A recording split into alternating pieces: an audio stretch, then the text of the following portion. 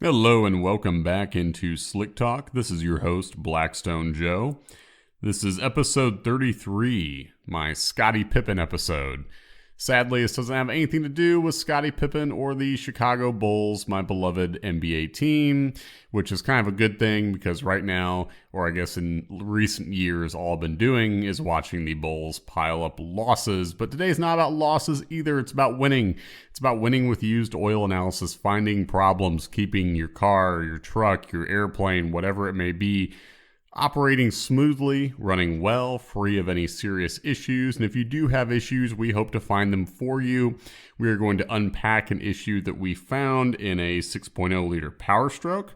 We're also going to break down why it's so important to fill out the whole slip and nothing but the slip when you're sending in a sample, and break down just what sort of tests you need to find particular issues. This is all coming from kind of recent samples I've run into, recent interactions with customers over phone or email. So a lot of good stuff to unpack in this episode. And without further ado, let's get into the show.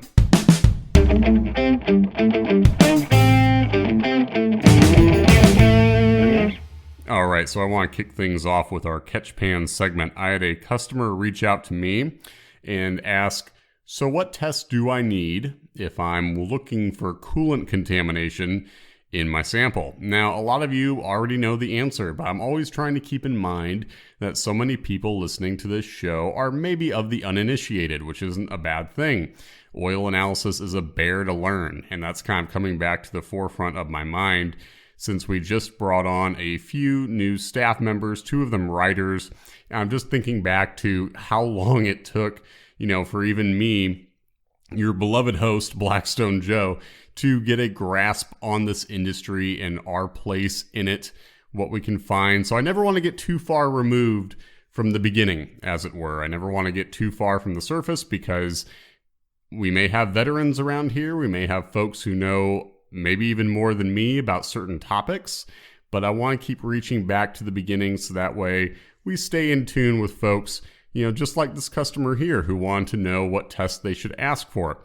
Now, in this particular instance, they were worried about coolant contamination in their engine, and this was a really worthwhile question. So they asked, do I need to send in a coolant sample as well as an engine sample if I want to find a problem? And that's honestly a logical place to start, but here's the good news. You don't need to send in two samples. You don't need to incur the cost of coolant testing. So if we're testing a literal sample of glycol, that's actually a different charge. It's more expensive than your standard analysis, and it's not terribly necessary if you're trying to find an internal coolant leak in your engine.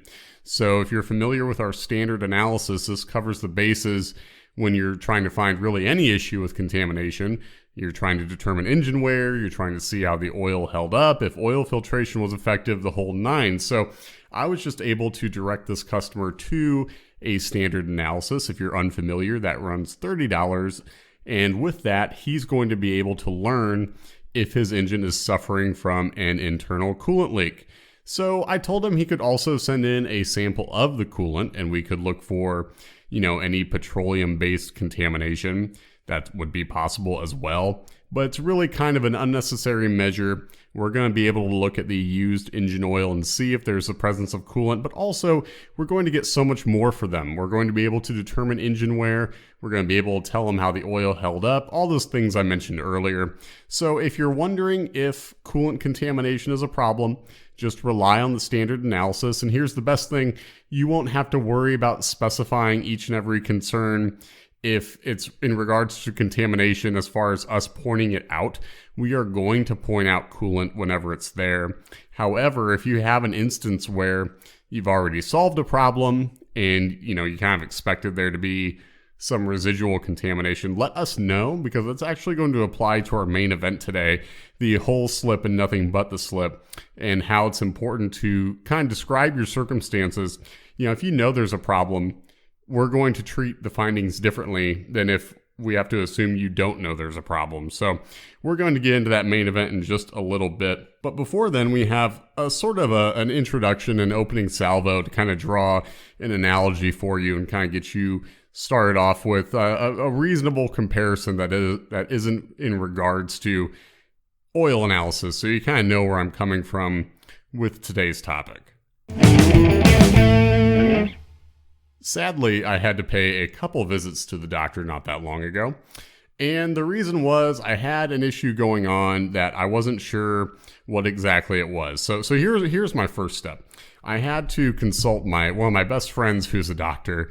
The first thing I'm going to do is I'm going to consult him with all the gruesome, whether it be pictures, videos, text descriptions of whatever is ailing me before I go to the doctor's office and kind of incur the copay, whatever the expenses are going to be. I'm going to try and do a little end around first. And if I can't get the guidance I need over the phone, then I'm going to go ahead and go to the doctor's office and get seen. So I had an issue. I'm not going to give you the gory details, folks. I'm sorry. Maybe if we do a sort of Slick Talk After Dark special where I can kind of break down more of the personal life for you. But for now, we're going to keep it cursory. And rest assured, this is a true instance. I'm just not giving you the whole, the whole saga. But there was an issue that I had to get corrected, okay? And this issue had symptoms that were consistent with a few different issues. So I had to go to the doctor and we had to kind of knock them out one by one. And then we had to take treatment measures to see if this issue was behaving like some sort of, if it was a bacteria, was it viral, was it, what were we dealing with? So we had to go through the steps. It started with a visit because I hadn't seen this doctor before, so we had to get a little bit of a baseline, and then we had to go through different types of meds and see how this issue would respond. And then going from there, we would see if the recovery was indicative of one particular issue or if things were going to get worse, if that indicated another problem. And if all of these kinds of steps sound familiar to you, yes, they're exactly what's contained in building a trend when it comes to oil analysis, engines, everything I've been talking about over the course of the past 32 episodes now. You've learned that we have to start with a baseline. We have to see how kind of symptoms work in concert with each other. And then we have to take these context clues and we need to wrap it all up and find out what the conclusion is. So at the top, I mentioned that art imitates life and so do oil reports. Well, that's exactly what was going on here. An oil report and how we determine what's going on with an engine is really not at all different from when you go to the doctor and you say, well, I'm feeling this way, I got this thing going on, and then, here's what's been happening with me lately, here's my concerns, and then you develop a treatment plan. My gosh, it goes hand in hand with how we take care of engines and transmissions and determining, based on certain characteristics, where things are going, what the story is. So long and the short of it, I was able to get my issue corrected after consulting with professionals, after a couple of visits where we were able to kind of rule some things out. And I was happy I did it. I was happy I took that step. You have to open the Pandora's box and acknowledge all the possibilities of things that could be wrong. But if you're entirely forthright, with your physician, that gives them all the ammo they need to hopefully come up with a conclusion.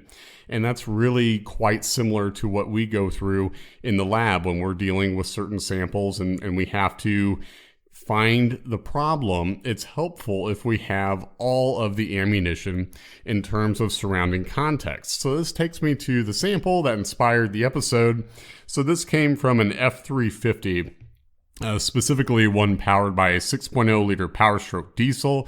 Yes, we've been spending a lot of time talking about Power Stroke engines and, for good reason. First of all, like in our Power Stroke special, we talked about just how often they're sampled and how often they look good. But right now we're just on a roll. That's the way the topics are coming in. But, rest assured we will cover more gasoline engines, more other applications. This is just kind of the way the data is going, and I'm happy it's going here because this was a really interesting sample. So we had a 6.0 Power Stroke, and I was looking at the data, and nothing looked encouraging, to say the least.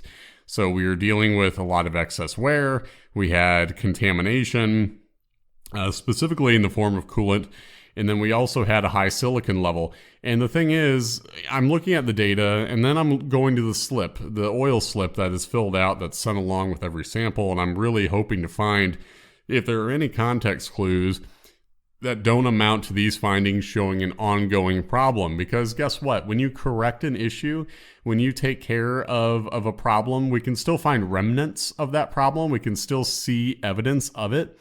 So if we don't have the context clues in regards to, okay, recent work or, anything that might indicate that the problem or problems are temporary, then it's hard telling.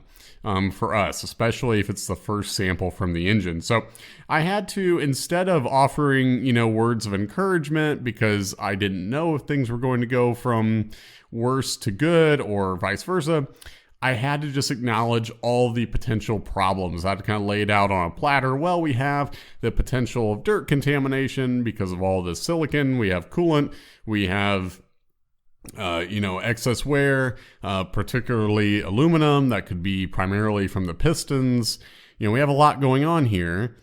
And then the customer was able to reach out, and this is, the happy ending to this story. The customer reached out and sent us an email and mentioned, hey, had a lot going on here. Changed out heads, gaskets, cam, oil cooler, and that's literally all I could fit on my notepad. So it was a lot more in addition to those problems I mentioned right off the top. So needless to say, everything we found, and also we had the benefit of an additive, arch oil, that was present, which is going to resemble coolant. I've talked a lot about that in past episodes, so I won't spend too much time on that here. But we had a good answer, a good explanation for most of these findings. And with that, we can expect and look for progress in upcoming samples, and we can kind of track how things go from there. So certainly a better story going on than merely uncovering a problem in every corner with a vehicle's first sample. We go through that a lot as far as finding whether it's a recent purchase or someone working on a car, and we have to break the bad news. It's never good, but sometimes we do it. And in this case, I didn't have to break bad news. I was merely pointing out areas where we are going to look for improvement going forward. So this kind of takes me to, like I was mentioning, when you go to the doctor, if you want to give them a good starting point, give them all the information. Just be honest with them as far as what you're going through, what you've been through lately, what's a typical good day for you, what's a bad day for you, the whole nine. And that's really what we're looking for in our line of work too. So when you're filling out a slip, when you're sending in a sample, we have a lot of blank space there for you. We have remarks on the front, and then on the back, you're able to add in whatever you additional information you would like to provide. So I'd like to kind of clarify what we mean by additional info as far as what we're hoping for, what we would like to know about if you have the time to fill it out and let us know what's going on. So I would kind of break this down into a few different categories. Recent work, problem, or suspicions. So recent work is going to let us know if we should expect signs of wear-in, or even if it wasn't on this oil change that you're sampling, but one prior, maybe the one before that even. It's good to know about recent work because not only could we be finding signs of lingering wear-in, we could also find results that might prove to be normal. So if you made modifications, if the engine's making more power than stock, if you are having any sort of changes where you expect a different wear profile than we might find normally for the engine type, it's all good to know about. So if you have any recent work changes to the engine, just let us know. And that way we can either A, look for progress going forward, or B, we can kind of acknowledge that certain sort of adjustments, modifications, whatever you want to call it, we might come to expect a different wear profile than average. So that's good information to have on our side as well. Next, I want to talk about a problem. So if you know there's a problem, or maybe you are merely looking to see if a problem is causing the engine to wear heavily, if it's coinciding with contamination. I had a customer reach out and ask about coolant, and they knew that there was a coolant leak, but what they wanted to know about was if it was coinciding with extra wear. So that is a good thing to mention too. So you know you have a coolant leak and you're not expecting us to only point that out. You also want to know, hey, is the engine wearing heavily? Is this a leak I can manage? Is the engine in good shape otherwise as far as other contaminants? Or is, what's the whole story in addition to what I already know I have going on? So let us know if you have a problem that even if you're aware of it, you expect us to find it. We can at least, in addition to that, see how the engine is doing overall. And lastly, suspicions. So it's often hard to locate a problem on your end unless it's one that has developed to the point where you're really noticing a lot of symptoms that are easy to spot. So for example, people often won't know they have a coolant leak until they notice coolant loss in the reservoir, or until they see the oil having an unusual appearance, a milkshake type color or something along those lines.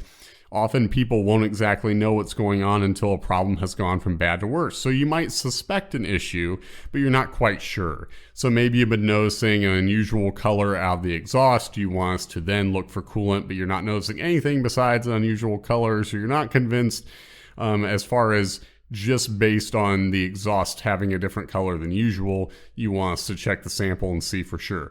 Or maybe you're hearing a noise. Like for example, engines can make a lot of different noises, and some of them are obvious indicators of problems, but some of them not so much. So for example, people will mention what they think might be a tick, or what they think might be, a timing chain noise, but they're not sure. They aren't finding metal in the drain. They aren't finding any other issues. So you might note, hey, the engine's making, XYZ sort of sound, and I want to know if this is coinciding with poor wear or whatever else may be going on. Then that would be a good thing to put on the slip to let us know that you're trying to track down the source of a noise.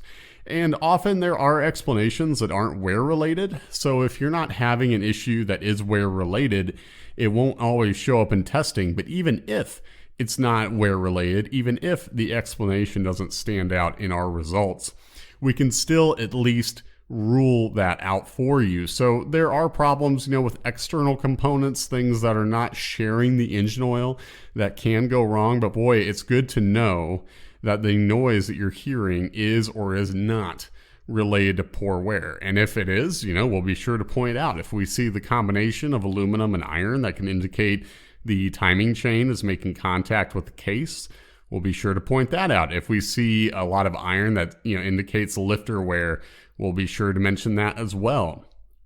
So if you have suspicions of a problem, go ahead and note it on the slip wherever you can fit it. If you know there's a problem and you just want to know what else might be going on, mention it on the slip. If you've done anything different to the engine, the transmission, whatever you're sampling, let us know. So that way we have a heads up, we have an idea on what the results might indicate other than, okay, you have potential excess wear, potential, dirt contamination. We will stop kind of throwing out endless possibilities, because we'll know where you're coming from. We'll know what information you probably expect, and then we'll try and fill in the blanks from our end, information you might not know. Maybe there's problems in addition to one you've recently solved, etc. So that brings episode 33 to a close. The whole truth, nothing but the truth. If you have any questions about filling out slips, about what slips to use for the given sample you're sending in, please don't hesitate to reach out, either by sending us an email, bstone@blackstone-labs.com, or reaching out to our Instagram, Facebook, Twitter, the lineup of social media contacts. We'd be happy to hear from you, answer any questions you might have. As always, if you like what you're hearing, don't forget to rate, review, subscribe, the whole social media 9. This is Blackstone Joe, signing off.